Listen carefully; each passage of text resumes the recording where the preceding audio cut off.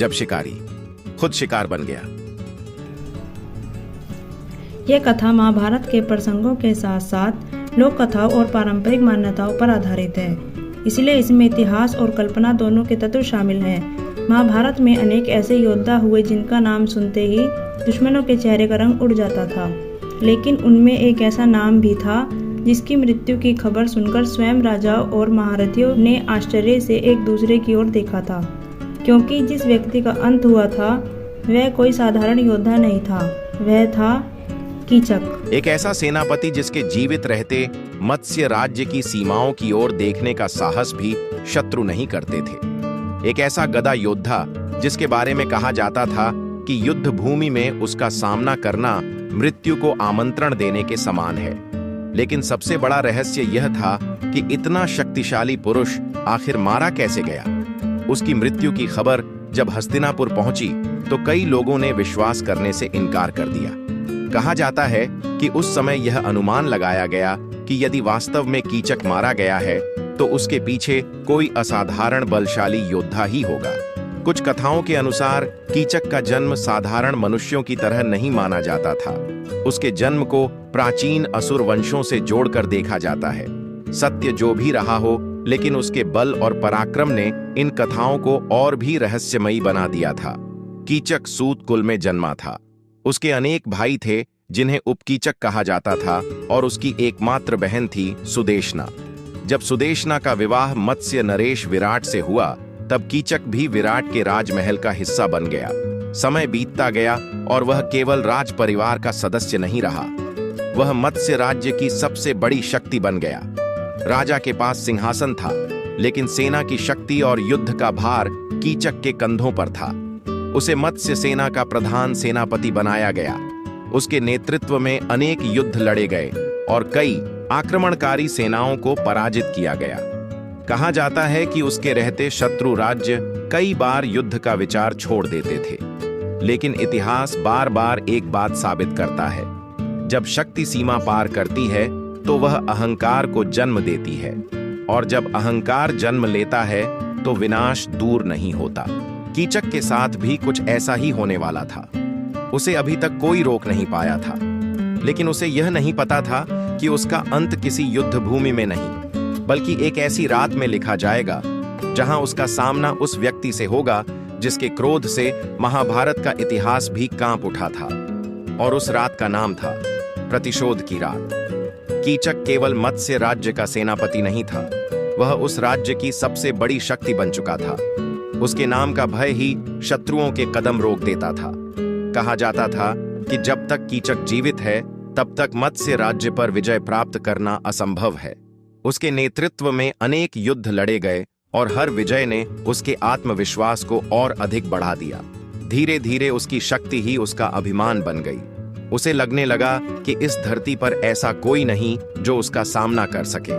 युद्ध भूमि में उसकी गदा का प्रहार कई योद्धाओं के लिए अंतिम क्षण साबित होता था।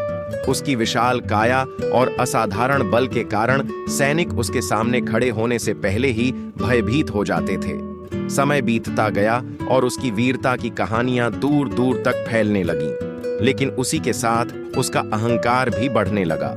उसे विश्वास हो चुका था कि संसार में ऐसी कोई वस्तु नहीं जिसे वह प्राप्त न कर सके, और ऐसा कोई व्यक्ति नहीं जो उसकी इच्छा के विरुद्ध जा सके। इसी बीच एक दिन उसकी दृष्टि राजमहल में आई एक नई परिचारिका पर पड़ी। वह कोई साधारण स्त्री नहीं थी, बल्कि अपने वास्तविक स्वरूप को छिपाकर जीवन बिता रही एक ऐसी महिला थी जिसके सम्मान की रक्षा के लिए 5 महायोद्धा अपना सर्वस्व न्यौछावर करने को तैयार थे। पहली ही भेंट में कीचक उस पर मोहित हो गया।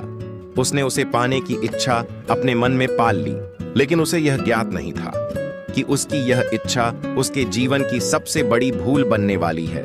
उसने अपने प्रभाव और अधिकार का उपयोग कर उसे अपने निकट लाने का प्रयास किया, लेकिन हर बार उसे अस्वीकार कर दिया गया।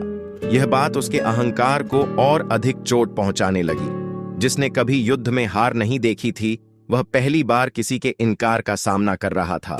उसके भीतर का अभिमान अब क्रोध में बदलने लगा था। उधर महल की दीवारों के भीतर एक ऐसा तूफान जन्म ले रहा था जिसकी आहट किसी को सुनाई नहीं दे रही थी। कीचक को लगता था कि वह अपनी शक्ति के बल पर सब कुछ हासिल कर सकता है, लेकिन वह यह नहीं जानता था कि वह अनजाने में उस अग्नि को छू चुका है जो पूरे वन को भस्म कर सकती थी। उस रात के बाद घटनाएं इतनी तेजी से बदलने वाली थीं कि मत्स्य राज्य का सबसे शक्तिशाली पुरुष कुछ ही दिनों में इतिहास का सबसे भयावह अंत देखने वाला था। और उस अंत की शुरुआत अब हो चुकी थी। कीचक के लिए अब यह केवल आकर्षण नहीं रह गया था। उसका अहंकार उसे यह विश्वास दिला चुका था कि मत्स्य राज्य में उसकी इच्छा के विरुद्ध कुछ भी नहीं हो सकता। उसने अपनी बहन सुदेशना से सहायता मांगी और उससे उस रहस्यमयी परिचारिका को अपने पास भेजने का आग्रह किया। सुदेशना जानती थी कि उसके भाई का स्वभाव कैसा है, लेकिन वह उसके प्रभाव और क्रोध से भी परिचित थी। अंततः उसने अपनी परिचारिका मालिनी को आदेश दिया कि वह भोजन और मदिरा लेकर कीचक के भवन में जाए। मालिनी जानती थी कि यह मार्ग सुरक्षित नहीं है, लेकिन महारानी के आदेश को टालना भी संभव नहीं था। वह भारी मन से वहां पहुंची।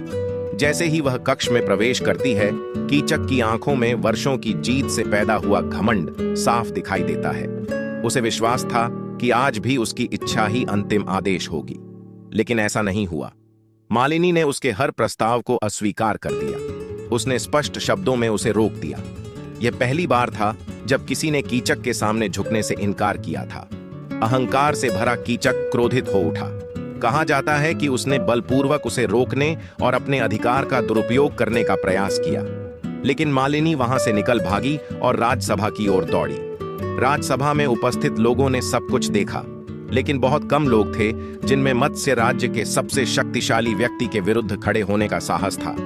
वह दिन केवल एक अपमान का दिन नहीं था, वह दिन कीचक के विनाश की शुरुआत का दिन था। रात गहराने लगी।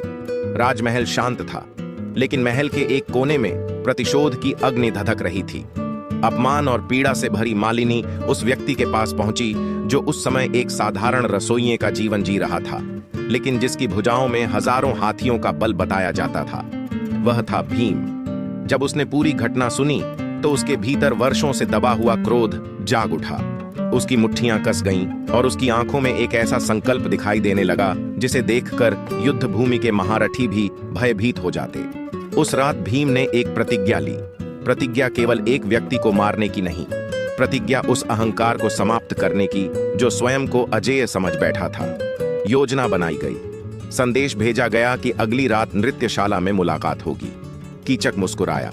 उसे लगा कि आखिरकार उसकी इच्छा पूरी होने वाली है। उसे क्या पता था कि वह किसी स्त्री से मिलने नहीं, बल्कि अपनी मृत्यु से मिलने जा रहा है। महल के बाहर सब कुछ शांत था, लेकिन नृत्यशाला के अंधेरे में कोई उसका इंतजार कर रहा था। एक ऐसा योद्धा जिसके क्रोध ने अनेक राक्षसों और महारथियों का अंत किया था। और अगली रात मत्स्य राज्य की सबसे भयावह रात बनने वाली थी। आधी रात बीत चुकी थी। मत्स्य राजमहल की नृत्यशाला में चारों ओर सन्नाटा पसरा हुआ था। दीपकों की धीमी रोशनी और अंधेरे के बीच कीचक धीरे धीरे भीतर प्रवेश कर रहा था। उसके चेहरे पर आत्मविश्वास नहीं, बल्कि अहंकार था। उसे विश्वास था कि आज भी उसकी इच्छा ही अंतिम सत्य साबित होगी। उसे लगा था द्रौपदी आएगी, लेकिन अंधेरे में उसका इंतजार मौत कर रही थी। लेकिन उस रात उसका सामना किसी स्त्री से नहीं, बल्कि अपने भाग्य से होने वाला था। नृत्यशाला के अंधेरे कोने में एक विशालकाय पुरुष उसकी प्रतीक्षा कर रहा था। जैसे ही कीचक उसके निकट पहुंचा, अगले ही क्षण अंधेरे से एक ऐसी आवाज गूंजी जिसने उसके पैरों तले जमीन खिसका दी। वह मालिनी नहीं थी, वह भीम थे। एक क्षण के लिए कीचक स्तब्ध रह गया, लेकिन अगले ही पल उसका योद्धा स्वभाव जाग उठा और नृत्यशाला दो महाबलियों के संघर्ष का मैदान बन गई। दोनों एक दूसरे पर टूट पड़े। कभी कीचक भारी पड़ता तो कभी भीम। कभी नृत्यशाला के स्तंभ कांप उठते तो कभी फर्श पर गूंजते प्रहारों की आवाज रात के सन्नाटे को चीर देती। कीचक ने अपनी संपूर्ण शक्ति लगा दी। उसने सोचा कि जैसे उसने युद्ध भूमि में हर शत्रु को पराजित किया है, वैसे ही आज भी विजय उसी की होगी। लेकिन इस बार उसके सामने कोई साधारण योद्धा नहीं था। यह युद्ध केवल बल का नहीं था, यह युद्ध अहंकार और प्रतिशोध का था। धीरे धीरे संघर्ष का पलड़ा बदलने लगा। भीम का क्रोध अब अपने चरम पर पहुंच चुका था।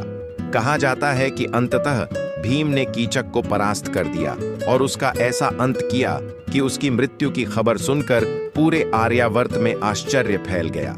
जब यह समाचार हस्तिनापुर पहुंचा तो लोगों ने विश्वास करने से इनकार कर दिया। कहा गया कि ऐसा कार्य केवल असाधारण बल वाला योद्धा ही कर सकता था। लेकिन कहानी यहीं समाप्त नहीं हुई। कीचक के भाइयों उपकीचकों ने प्रतिशोध की शपथ ली। उन्होंने मालिनी को दोषी ठहराया और उसे दंड देने का निर्णय लिया।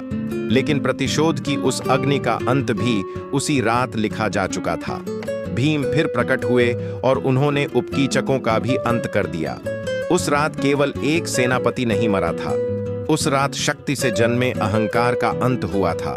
जिस व्यक्ति के नाम से राज्य कांपते थे, उसका अंत युद्ध भूमि में नहीं बल्कि उसके अपने घमंड के कारण हुआ। और आज भी यह प्रश्न लोगों के मन में जीवित है। यदि कीचक जीवित रहता और कुरुक्षेत्र के युद्ध में उतरता तो क्या महाभारत का इतिहास कुछ और होता? यदि आपको यह कथा पसंद आई हो तो इसे लाइक, शेयर और चैनल को सब्सक्राइब अवश्य करें और कमेंट में बताइए, क्या कीचक वास्तव में अपने समय के सबसे शक्तिशाली योद्धाओं में से एक था? अगर कहानी को यहाँ तक देख लिया है तो दिल से शुक्रिया।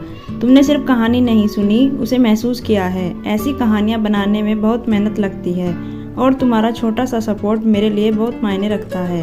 अगर तुम्हें ये पसंद आई हो तो चैनल को सब्सक्राइब कर लो, वीडियो को लाइक कर दो और कमेंट में अपनी सोच ज़रूर लिखना। मुझे पढ़कर सच में अच्छा लगता है। और हाँ, बिना सब्सक्राइब किए मत जाना, क्योंकि यहाँ हर कहानी दिल से सुनाई जाती है।